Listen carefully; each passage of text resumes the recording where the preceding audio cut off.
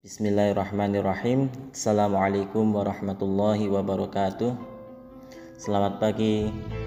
Bagaimana kabar kalian?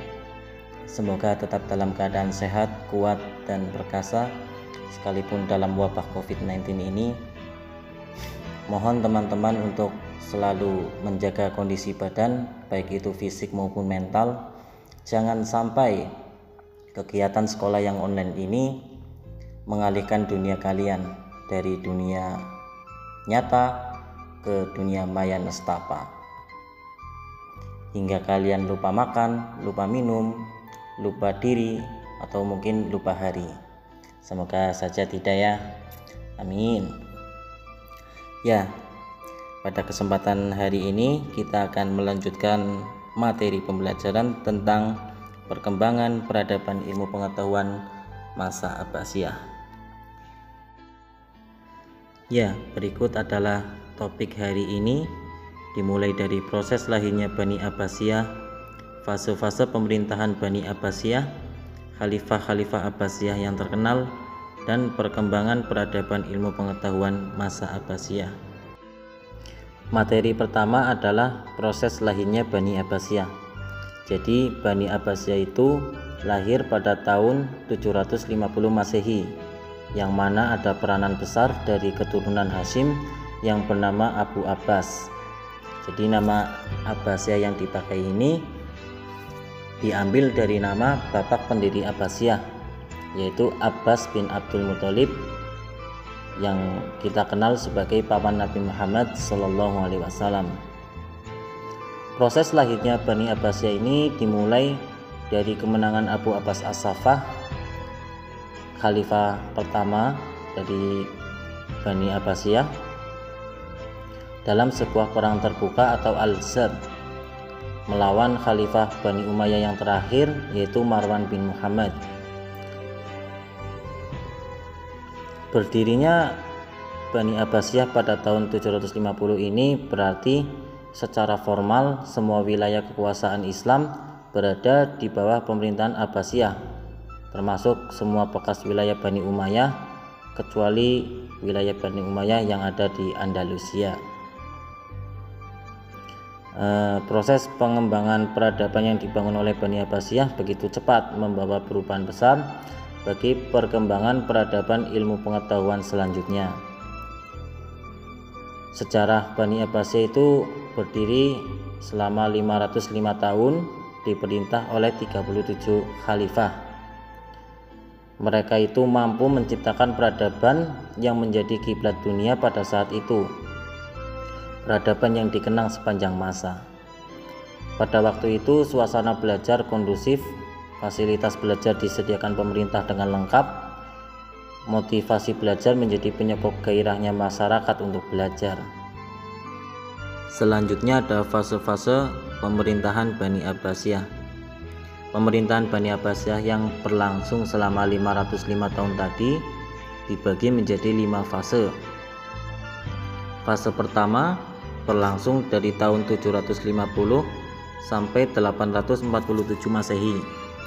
Fase ini disebut dengan pengaruh Persia pertama, dari kekuasaan Khalifah Abu Abbas As-Saffah sampai Khalifah ke-9 Al-Wathsik. Fase ini disebut dengan pengaruh Persia pertama karena beberapa khalifah yang berkuasa itu berkebangsaan Persia. Kemudian fase kedua berlangsung dari tahun 847 sampai 945 Masehi. Fase ini disebut dengan pengaruh Turki I, berlanjut dari kekuasaan Khalifah ke-10 Al-Mutawakkil. Sama halnya dengan pengaruh Persia pertama, pada fase kedua ini disebut dengan Turki I karena khalifah yang berkuasa itu kebanyakan berkebangsaan Turki. Selanjutnya fase ketiga berlangsung dari tahun 945 sampai 1055 Masehi. Fase ketiga ini disebut dengan pengaruh Persia II. Pada masa itu dikenal dengan masa disintegrasi kekuasaan Bani Abbasiyah dan Muluk Tawaif. Kemudian ada fase keempat berlangsung dari 1055 sampai 1194 Masehi. Pada fase ini disebut dengan pengaruh Turki II, fase kekuasaan Bani Saljuk.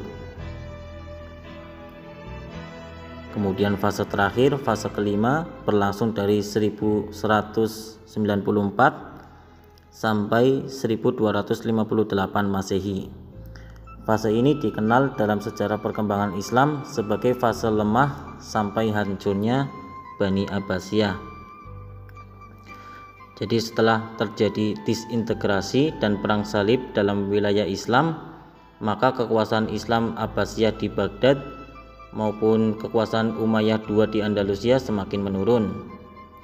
Pada tahun 1258 Masehi, Abbasiyah diserang dan dibombardir oleh kekuasaan Mongol dengan membakar sekian ilmu pengetahuan, membakar mati para ilmuwan Islam, perpustakaan, sekolah-sekolah, dan fasilitas-fasilitas umum. Lanjut, Khalifah-Khalifah Abbasiyah yang terkenal. Dari 37 Khalifah Abbasiyah yang memerintah, terdapat beberapa yang terkenal. Saya menyebutkan 3 di sini. Ada Abu Ja'far al-Mansur, Harun al-Rashid, dan Abdullah al-Ma'mun. Yang pertama adalah Abu Ja'far al-Mansur. Beliau ini adalah khalifah kedua Bani Abbasiyah. Khalifah yang dikenal sebagai orang yang cerdas dan tegas. Beliau ini yang menetapkan 7 kebijakan khalifah yang menjadi pedoman pemerintahan Bani Abbasiyah. 7 kebijakan ini mampu menjadi penyokong, pendorong, dan memberi motivasi besar dalam perkembangan ilmu pengetahuan di Bani Abbasiyah. Yang kedua adalah Harun al-Rashid, khalifah kelima Bani Abbasiyah. Beliau ini adalah khalifah yang dihormati, alim, dan sangat dimuliakan sepanjang usia menjadi khalifah. Pada zamannya ada program yang terkenal, yaitu mendirikan Baitul Hikmah yang merupakan sebuah institusi kebudayaan dan pikiran cemerlang pada zaman itu. Selanjutnya ada Al-Ma'mun, khalifah ke-7 Bani Abbasiyah. Khalifah yang memerintah pada saat masa keemasan Bani Abbasiyah, seorang yang mencintai ilmu dan pemerhati masalah sosial.